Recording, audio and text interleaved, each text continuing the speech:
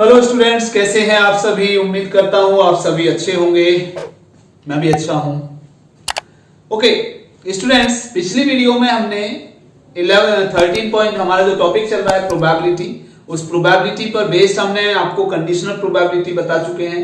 उसके बेस पर 13.1 की 1 to 8 क्वेश्चन के लिए अलग हमने किया था और 9 to 17 हमने अलग कर चुके हैं। उम्मीद करता हूं कि आपको पहली बात तो ये कि कंडीशनल प्रोबेबिलिटी समझ में आ गई होगी। आज जो हमारा दूसरा टॉपिक है, और हमारा दूसरा टॉपिक है स्टूडेंट, एक तो मल्टीप्लिकेशन रूल ऑफ प्रोबेबिलिटी और फिर इंडिपेंडेंट इवेंट के बारे में हम बात करेंगे कि ये सब चीजें क्या होती हैं। क्लियर। तो सबसे पहले हम बात करते हैं what is the meaning of multiplication rule of probability. Clear. तो मल्टीप्लिकेशन रूल पहले हम बात करते हैं स्टूडेंट। अभी आपने इससे पहले पढ़ा था PE/F. It means probability of E when F is already occurred. It means this is the formula PE intersection F upon PF where PF is not equal to 0, यानी PF 0 के इक्वल नहीं होना चाहिए। अगर हम यहां से इसकी वैल्यू निकालते हैं, मान लो PE इंटरसेक्शन F की, तो वैल्यू हमारी क्या आती है, that is PF into PE/F। Clear. Equation इसको अगर थोड़ी देर के लिए 1 मान लें, और दूसरा फॉर्मूला स्टूडेंट आपने पढ़ा था PF/E के लिए, यानी probability of F when E is already occurred. It means this is equal to PE intersection F upon PE आएगा यहां पे, where PE is not equal to 0। अगर मैं यहां से PE इंटरसेक्शन F की वैल्यू निकालता हूं स्टूडेंट, तो that is equal to cross multiplication से PE into PF/E, equation number 2। Clear. अब स्टूडेंट यहां देखिए कि अगर मैं इंटरसेक्शन की प्रोबेबिलिटी निकालता हूं दोनों इवेंट्स में, तो PF यानी पहले हम F की प्रोबेबिलिटी निकालते हैं इंटू E की प्रोबेबिलिटी निकालते हैं जब ऑलरेडी F दिया हुआ है। क्लियर। ऐसे ही अगर हम पहले E की प्रोबेबिलिटी निकालें इंटू फिर F की प्रोबेबिलिटी निकालें जब already E occurred, it means E already दिया हुआ है, यानी E की प्रोबेबिलिटी हम पहले ही निकाल चुके हैं। अगर मैं इन दोनों को इक्वेट मतलब दोनों से कंपेयर करता हूं, तो दोनों ही PE इंटरसेक्शन F की वैल्यू है, तो that is PE into PF/E या PF इंटू PE/F। और वेयर आपको पता है कि PE is not equal to 0 and PF is not equal to 0, यानी कोई सी भी वैल्यू 0 के इक्वल नहीं होनी चाहिए। इसका मीनिंग क्या है कि if we have to find out the PE intersection F, यानी दोनों में कॉमन पार्ट की प्रोबेबिलिटी अगर मैं निकालता हूं, तो पहले हम E की प्रोबेबिलिटी निकालें, उसके बाद F की प्रोबेबिलिटी निकालें जबकि E ऑलरेडी दिया हुआ है, या पहले F की प्रोबेबिलिटी निकालें फिर E की प्रोबेबिलिटी निकालें इनटू में जबकि F ऑलरेडी दिया हुआ है। तो इसका मतलब ये दोनों तरह से वैल्यू सेम आएगी। तो this is called the multiplication rule of probability. Is it clear. Example लेते हैं, इस पर एग्जांपल लेते हैं स्टूडेंट इसका मल्टीप्लिकेशन रूल का कि कैसे हम सॉल्व करते हैं। जरा देखिए, an urn contains 10 black and 5 white balls, 2 balls are drawn from the urn one after the other without replacement। देखिए क्वेश्चन आपको थोड़ा सा समझ में आना चाहिए कि विद रिप्लेसमेंट और विदाउट रिप्लेसमेंट का मीनिंग क्या होता है। विद रिप्लेसमेंट का मतलब होता है कि जैसे हमें इसमें दिया हुआ है कि 10 ब्लैक और 5 व्हाइट बॉल्स, अगर हम इसमें से एक बॉल रैंडमली ड्रॉ करते हैं तो ब्लैक बॉल आने की प्रोबेबिलिटी 10/15, वापस रख दिया, दोबारा एक बॉल निकाली, अब ब्लैक आने की प्रोबेबिलिटी फिर से वही आएगी। समझ में आ रही मेरी बात, नहीं आ रही? तो हर बार प्रोबेबिलिटी सेम आएगी। This is called the with replacement. अब बात करते हैं विदाउट रिप्लेसमेंट की। इस बैग में से एक बॉल रैंडमली ड्रॉ की जाती है, ब्लैक बॉल आने की प्रोबेबिलिटी क्या होगी, 10/15। अगर हमने उसको अलग रख दिया, अर्न में वापस नहीं डाला, उस बैग में वापस नहीं डाला, अब एक बॉल रैंडमली ड्रॉ करते हैं, तो अब हमारी ब्लैक बॉल आने की प्रोबेबिलिटी कितनी होगी, क्योंकि एक ब्लैक कम हो गई, पहली ब्लैक आई थी, एक ब्लैक कम हो गई, तो ब्लैक रह गई हमारी 9, और टोटल में से एक कम हो गई तो टोटल रह गई हमारी 14। तो अब ब्लैक आने की प्रोबेबिलिटी आएगी 9/14। क्लियर। अभी इस पर भी हम डिस्कस करेंगे कि हम इसको कॉम्बिनेशन से सॉल्व करते हैं, कैसे करते हैं वो देखेंगे, लेकिन पहले हम इस रूल की बात कर रहे हैं। ठीक है, तो अगर मैं ये कहूं कि ई, हमने मान लिया कि first ball is black, F मान लिया हमने कि सेकंड बॉल इज ब्लैक। ठीक है, अब हमें निकालना क्या है, दोनों बॉल ब्लैक, इसका मतलब पीई इंटरसेक्शन एफ हमें फाइंड आउट करना है, या इन शॉर्ट हमें पीई एफ कह देते हैं हम इसको, अपॉन बाई नहीं आता इसमें, ध्यान रखिएगा। तो ई एफ का मतलब भी यही है, ई इंटरसेक्शन है, शॉर्ट में लिख देते हैं इसको इस प्रकार। क्लियर। अब देखिए जरा, हम पहले हम निकालते हैं पीई। ई का मतलब क्या है, probability of first ball is black, first ball is black. अब फर्स्ट बॉल के ब्लैक आने की प्रोबेबिलिटी टोटल कितनी है, उसमें 10 ब्लैक है 5 व्हाइट है, तो 10/15। क्लियर, चाहो तो काट सकते हैं इसको। ठीक है, दूसरा, अब हम निकालते हैं दूसरी बॉल के ब्लैक आने की प्रोबेबिलिटी, पी एफ की प्रोबेबिलिटी, और कब निकाल रहे हैं, when E is already occurred. क्या दिया हुआ हमें, ई की प्रोबेबिलिटी हम निकाल चुके हैं, और अब हम कह रहे हैं प्रोबेबिलिटी ऑफ एफ निकाल रहे हैं, यानी सेकंड बॉल के ब्लैक आने की प्रोबेबिलिटी निकाल रहे हैं, जबकि ई ऑलरेडी हो चुका है, यानी उसकी प्रोबेबिलिटी हम ऑलरेडी निकाल चुके हैं, उस बॉल को हम ऑलरेडी ड्रॉ कर चुके हैं। तो कितनी बॉल एक निकाली थी, 1, तो इसमें से टोटल में से कम होगी, विदाउट रिप्लेसमेंट दिया हुआ है, तो इसमें से हमें एक कम हो गई, तो कितनी रह गई ब्लैक वहां पे 9, और टोटल में कितनी रह गई 14। क्लियर। तो बाय द मल्टीप्लीकेशन रूल हमें निकालना है पीई इंटरसेक्शन एफ, तो probability of E into probability of F by E. तो ई की प्रोबेबिलिटी कितनी आई थी हमारी 10/15 इंटू एफ की प्रोबेबिलिटी, जबकि ई ऑलरेडी दिया हुआ है, दैट इज 9/14। बस इसको हम सॉल्व कर लेंगे, 5 2 जा 10, 5 3 जा 15, 3 जा 9, और 2 7 जा 14, दैट इज 3/7। क्लियर। अब बात करते हैं यहां पे कि ये तो हमारा हुआ मल्टीप्लीकेशन रूल से, इसको दो तरीके से सॉल्व, 3 तरीके से सॉल्व कर लेते हैं बल्कि। कैसे, अब देखिए जरा ध्यान से, ये हमने रूल लगाया, अब हम डायरेक्ट कहते हैं हमारे पास कितनी थी 10 ब्लैक थी और 5 व्हाइट थी, तो probability of both balls are black, और किस प्रकार निकाल रहे हैं, विदाउट रिप्लेसमेंट। तो पहली बॉल हमने उसमें से ड्रॉ की, कितनी आई 10, तो 10/15 इंटू एक कम हो गई, दूसरी बॉल निकाली तो 9, और अपॉन में से टोटल में से एक कम हो गई, तो 9/14। ये हमारा डायरेक्ट रूल है, वैसे तो यही रूल लगाया हमने। क्लियर, तो डायरेक्ट भी कर सकते हैं इसको। अब दूसरी बात आती है कि इसी चीज को हम किससे करते हैं, कॉम्बिनेशन की हेल्प से करते हैं। Probability of both balls are black is equal to, black ball हमारे पास है कितनी 10 है, तो 10 में से कितनी चूज करनी है हमें, कितनी सेलेक्ट करनी है, 2 बॉल्स आर ब्लैक, तो 10C2 अपॉन टोटल बॉल कितनी है हमारे पास 15 में से कितनी चूज करनी है 2, तो अपॉन 15C2। क्लियर, बस इसको सॉल्व कर लीजिए।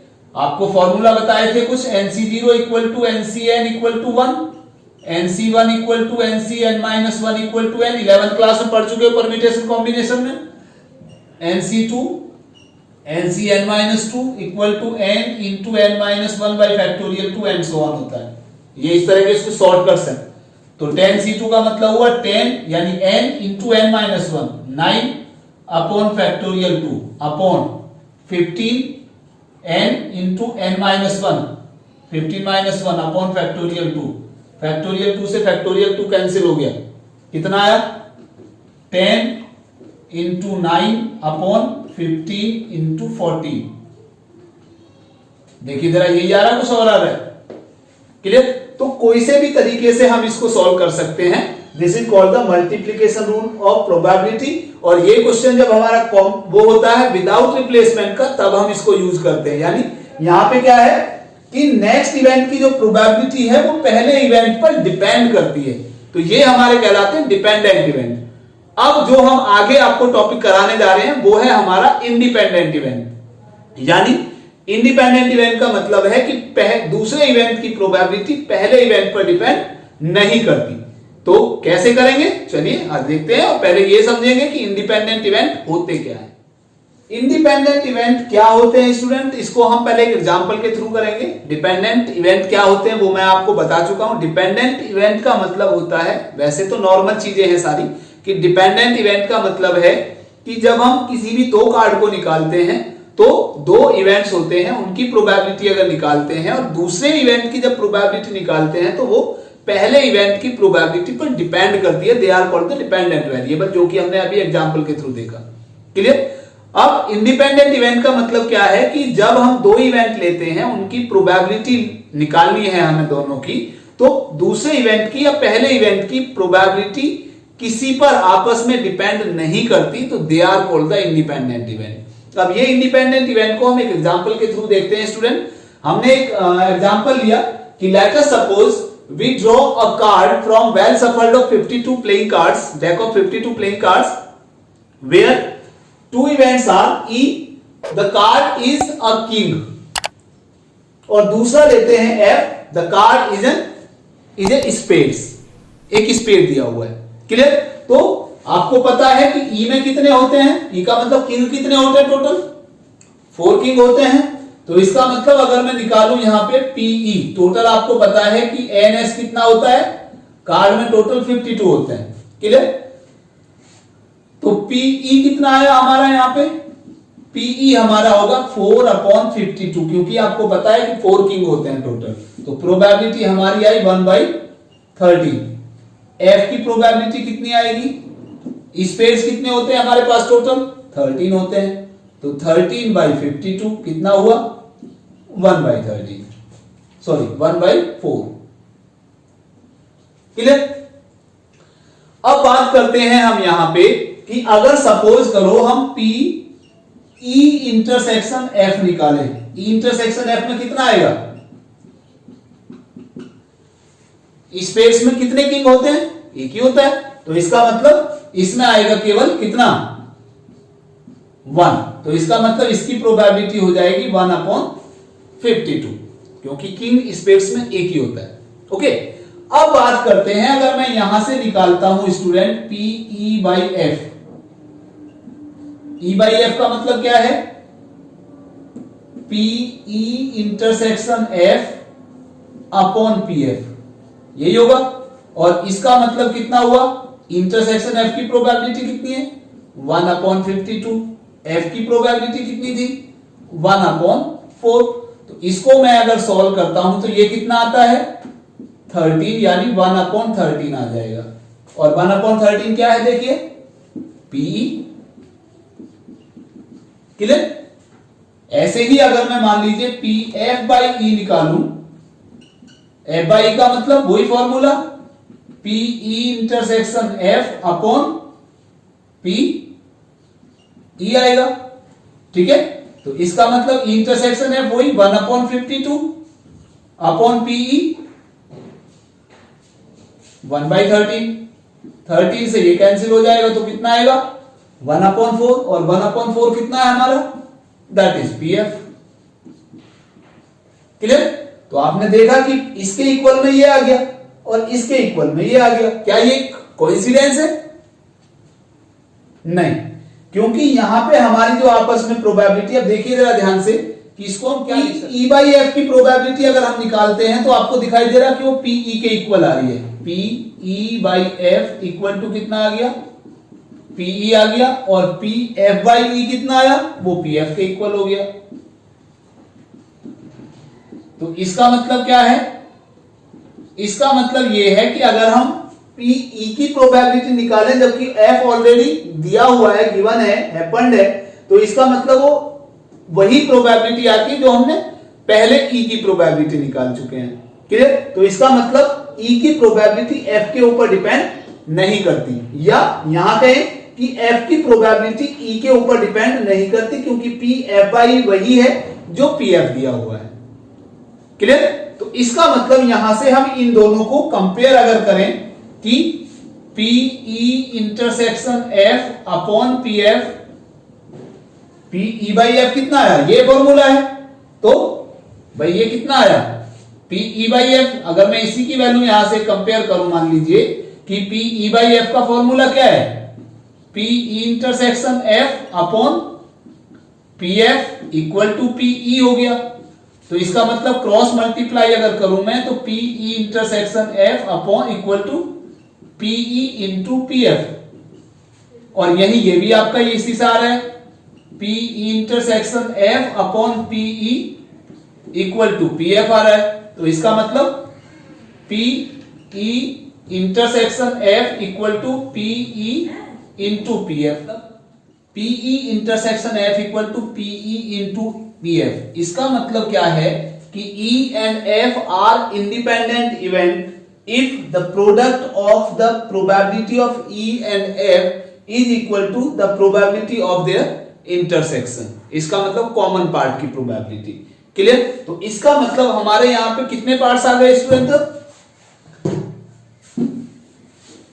हमारे पास जो मैन हुआ अब यहां पे, तो ये हुआ P E by F equal to P E, P F by E equal to P F, और ये आपका यहां से आ गया इस फॉर्मूले के अकॉर्डिंग। क्लियर? तो इट मींस अगर हम सपोज ई एफ के जगह हम ए एंड बी ले लें, A and B are independent event if P A intersection B equal to P A into P B, ये भी हो सकता है। तो वो तो आप ए बी कुछ भी ले लीजिए, ई एफ ले रहे हैं, हम ए बी ले रहे हैं, तो जो भी दो इवेंट है उनकी प्रोबेबिलिटी का प्रोडक्ट, उनके इंटरसेक्शन की प्रोबेबिलिटी का सम। यानी अगर आपको दो इवेंट्स को इंडिपेंडेंट इवेंट प्रूव करना है तो you must prove this one, या ये कर सकते हो कि P E by F equal to P E और P F by equal to P F, कोई भी आप एक चीज प्रूव कर दीजिए तो it means they are independent event. वैसे हम ज्यादातर जो यूज करते हैं वो ये वाला पार्ट यूज करते हैं। क्लियर? ओके, तो ये तो हम ऑलरेडी प्रूव कर चुके हैं स्टूडेंट कि if E and F are independent event if E intersection F equal to P E into P F. Clear? अब अगर ई और एफ इंडिपेंडेंट इवेंट है, कुछ कंडीशंस हैं स्टूडेंट कि अगर ई और एफ इंडिपेंडेंट इवेंट है तो ई एंड एफ डैश भी इंडिपेंडेंट होंगे, ई डैश और एफ भी इंडिपेंडेंट होंगे, और ई डैश और एफ डैश भी इंडिपेंडेंट होंगे। क्लियर? तो देखिए जरा,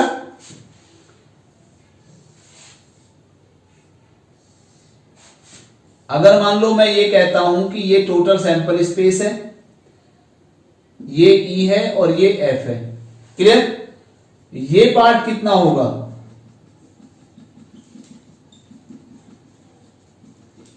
ये पार्ट होगा आपका ई इंटरसेक्शन एफ डैश, क्योंकि एफ ये है और एफ डैश का मतलब सारा हो गया। क्लियर? एफ को छोड़कर, तो इसका मतलब ई और एफ डैश में जो कॉमन आएगा वो ये आएगा। क्लियर? ये पार्ट कितना होगा, ये पार्ट होगा ई इंटरसेक्शन एफ। ठीक है? और ये जो बाहर वाला पार्ट होगा ये कितना होगा, E dash intersection F dash, E और एफ को छोड़कर। पक्का? और ये पार्ट कितना होगा, ई डैश इंटरसेक्शन एफ। अब देखिए ई डैश इंटरसेक्शन एफ और ई एफ दोनों कैसे होंगे, म्यूचुअली एक्सक्लूसिव होंगे, यानी दोनों में आपस में कॉमन नहीं है कुछ भी। क्लियर? तो इसका मतलब मैं इसको लिख सकता हूं ई इंटरसेक्शन एफ डैश यूनियन ई इंटरसेक्शन एफ, लिख सकते हैं ऐसा, क्योंकि ये और ये पार्ट मिलाकर टोटल ई बना रहे हैं। क्लियर? दोनों का यूनियन। तो अगर मैं प्रोबेबिलिटी निकालता हूं ऑफ एन इवेंट ई, तो ये आ जाएगा probability of E intersection F dash plus probability of E intersection F. Clear? हमें इसकी प्रोबेबिलिटी निकालनी है, हमें दिखाना है E and F dash are independent. तो अगर मैं इसके इक्वल में P E into P F dash दिखा दूं तो ई और एफ डैश इंडिपेंडेंट हो जाएंगे। क्लियर? तो इसका मतलब यहां से हुआ P E intersection F dash equal to ये इसके साथ आ जाएगा, तो यानी P E minus P E intersection F. और क्योंकि ई और एफ इंडिपेंडेंट है तो पीई इंटरसेक्शन एफ के प्लेस पर क्या लिख सकते हैं हम? P E into P F. Clear? तो पीई यहां से अगर मैं कॉमन ले लूं तो कितना बचेगा? 1 माइनस पी एफ, और 1 माइनस पी एफ को क्या लिख सकते हो आप? P F dash. तो P E intersection F dash equal to आ गया P E into P F dash. आ गई यही कंडीशन इस तरह से। तो इसका मतलब E and F dash are also independent. और बाकी के दो पार्ट्स को आप इसी तरह से सेम प्रोसीजर यूज कर सकते हो। ई डैश और एफ लेना है तो ये वाला और ये वाला पार्ट ले लेंगे। क्लियर? आई बात समझ में नहीं है? एग्जांपल लेते हैं student. A die is thrown. If E be the event, the number appearing is a multiple of 3, and F be the event, the number appearing is even. Then find E and F are independent or not. तो सबसे पहले तो देखिए total sample space में कितना आएगा। Die को throw कर रहे हैं तो 1 2 3 4 5 और 6 आएगा। क्लियर? अब E क्या है? E be the event, the number appearing a multiple of 3, multiple of 3 यानी 3 और 6 आएगा। F क्या है? The number appearing is even, even का मतलब 2 4 और 6। क्लियर? अब E इंटरसेक्शन F कितना आ जाएगा? दोनों में कॉमन कितना है? 6। क्लियर? अब हमें दिखाना है कि E और F इंडिपेंडेंट है या नहीं है। तो हमें यह दिखाना है कि P E intersection F equal to P E into P F आता है या नहीं आता है। अगर ये आता है तो इंडिपेंडेंट है, नहीं आता तो डिपेंडेंट है, इंडिपेंडेंट नहीं है। क्लियर? तो पहले हम निकालते हैं पीई। पीई का मतलब 2 है तो 2/6 यानी 1/3। पी एफ में कितने 3 तो 3/6 यानी 1/2। और इंटरसेक्शन कितना है? इंटरसेक्शन में केवल 1 है तो 1/6। क्लियर? तो P E intersection F P E into P F निकाल लेते हैं हम पहले। तो कितना आएगा? पीई आया हमारा 1/3 और पी एफ हमारा 1/2। तो इसका मतलब दिस इज 1/6 और यही तो आपकी वैल्यू ई इंटरसेक्शन एफ है। तो इसका मतलब P E inter P F equal to P E intersection F, यानी ये कंडीशन फॉलो होती है। इसका मतलब ई और एफ इंडिपेंडेंट है। और एग्जांपल लेते हैं student. If A and B are two independent events then the probability of occurrence of at least one of A and B is given by 1 minus P A dash into P B dash. अब देखिए यहां कह रहा है student at least one of A and B. तो हमें probability ये prove करनी है कि एटलीस्ट का मतलब होता है probability of at least one of A and B का मतलब होता है, एटलीस्ट का मतलब जब भी आता है तो यूनियन आपने 11th में भी सेट थ्योरी में पढ़ा था कि find the number of people who read at least one of the newspaper. तो you have to find out the value of A union B. और पी ए यूनियन बी का मतलब फॉर्मूला आपको पता है, P A plus P B minus P A intersection B. तो P A plus P B, और क्योंकि ए और बी कैसे इवेंट है? इंडिपेंडेंट इवेंट है, तो इसका मतलब पी ए इंटरसेक्शन बी को लिख सकते हो P A into P B. Clear? तो पी ए प्लस, इसमें से अगर मैं पी बी कॉमन ले लूं दोनों में से तो कितना आ जाएगा? 1 माइनस पी ए बचेगा। क्लियर? तो कितना आया? P A plus P B और इंटू पी ए डैश, ये कितना हो गया? पी ए डैश आ जाएगा। अब पी ए को क्या लिख सकते हो आप? 1 माइनस पी ए डैश और plus P B into P A dash. इन दोनों में से क्या कॉमन आ जाएगा? पी ए डैश कॉमन आ जाएगा, तो 1 minus P A dash common आ गया। कितना बचा यहां से? 1, और यहां से जब माइनस बाहर आ गया तो पी बी आ जाएगा। तो इट मीन्स ये आ गया 1 माइनस पी ए डैश और 1 माइनस पी बी कितना हो गया? P B dash. और यही आपको प्रूव करना था। एक और एग्जांपल लेते हैं student. An unbiased die is thrown twice, let the event A be odd number on the first row and B be the event odd number on the second row, check the independence of A and B. यहां पे कह रहा है कि एक die को 2 बार throw किया जाता है और देखिए अनबायस्ड डाई है। आपको बताया था पहले भी ऑलरेडी कि बायस्ड और अनबायस्ड का मीनिंग क्या है।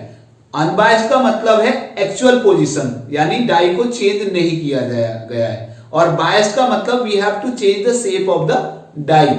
जैसे हम कह देते हैं ना, कभी कभी एक डाई के 2 फेस पर हमने 1 लिख दिया, 3 फेस पर हमने 2 लिख दिया, 1 फेस पर हमने 3 लिख दिया, तो इसका मतलब ये डाई की पोजीशन चेंज हो गई, शेप चेंज हो गई। अब 1 2 3 4 5 6 की प्रोबेबिलिटी सेम नहीं आएगी। क्लियर? तो 1 की पोजीशन प्रोबेबिलिटी 2/6 आएगी, 2 की पोजीशन प्रोबेबिलिटी 3/6 आएगी और 3 की प्रोबेबिलिटी 1/6 आएगी, तो चेंज हो जाता है। क्लियर? तो यहां पे एक तो 2 बार टॉस कर रहा है, थ्रो कर रहे हैं, तो इसका मतलब टोटल सैंपल स्पेस में 36 आएंगे। ए क्या है? Odd number on the first row, तो ऑड नंबर फर्स्ट रो में आ रहा है, तो फर्स्ट वाले में 1 1 1 2 1 3 1 4 1 5 1 6, ऐसे ही फिर 3 आ सकता है पहले पे, 3 1 से लेकर 3 6 तक, 5 आ सकता है 5 1 से लेकर 5 6 तक। ऐसे ही यहां पे करा B be the event odd number on the second throw, तो सेकंड थ्रो पे आपकी बात 1 3 और 5 आएगा, तो 1 1 से लेकर 1 1 2 1 3 1 से लेकर 6 1 तक, ऐसे फिर 1 3 2 3 4 3 3, ऐसे ही 6 3 तक, और फिर 1 5 से लेकर 6 5 तक। क्लियर? अब जरा देखिए स्टूडेंट कि कॉमन कितना आएगा ए इंटरसेक्शन बी में। ए इंटरसेक्शन बी कितना आएगा? ए इंटरसेक्शन बी में जिनमें दोनों में ऑड नंबर आ रही है, तो देखिए यहां पे 1 1 आ गया एक, तो ऐसे यहां पे 3 3 आएगा, फिर 5 5 आएगा, तो कितने हो गए यहां पे? 1 1 3 3। क्या करा ये? Check the independence of A and B. तो यहां टोटल हुए कितने? 18 18 आएंगे, और कॉमन कितने आएंगे इसी प्रकार? 9 हो जाएंगे। ठीक है ना? तो इसका मतलब 1 1 दोनों पर ऑड नंबर, तो 1 1 के साथ 1 3 भी आएगा। ठीक है ना? ऐसे ही फिर 1 5 भी आएगा, इसी प्रकार यहां पे आएगा कितना? 1 1 हो गया, 1 3 हो गया, 1 5 हो गया, उसी प्रकार यहां पे आएगा वो, तो कितना हो जाएगा ऐसे? 1 1 1 3 1 5, उसके बाद 3 1 3 3 3 5, और फिर 5 1 5 3 5 5, तो कितना हो गया टोटल? 1 2 3 4 5 6 7 8 9। तो ये दोनों डाई पर ऑड नंबर आ जाएंगे। क्लियर? अब जरा देखें पीए कितना आया हमारा? पीए हो जाएगा हमारा कितना? 18 है टोटल ये, तो 18/36 यानी 1/2। पीबी भी कितना है? ऑड नंबर है, इवन नंबर के नहीं है, तो ये भी 18/36 यानी 1/2। क्लियर? और अब पी ए इंटरसेक्शन बी कितना आएगा? 9/36 यानी 1/4। ठीक है? तो इसका मतलब P A into P B equal to कितना आया? 1/2 इंटू 1/2, तो दैट इज 1/4, और यही आपका पी ए इंटरसेक्शन बी है। तो इसका मतलब A and B are independent. तो स्टूडेंट ये था हमारा topic multiplication rule of probability और इंडिपेंडेंट इवेंट। तो उम्मीद करता हूं कि आपको ये टॉपिक समझ में आ गया होगा। क्लियर? अब नेक्स्ट वीडियो में हम एक्सरसाइज 13.2 लेंगे। क्लियर? तो 13.2 को हम सॉल्व करेंगे। तो चलिए मिलते हैं हमारी नेक्स्ट क्लास में नेक्स्ट वीडियो के साथ। तब तक के लिए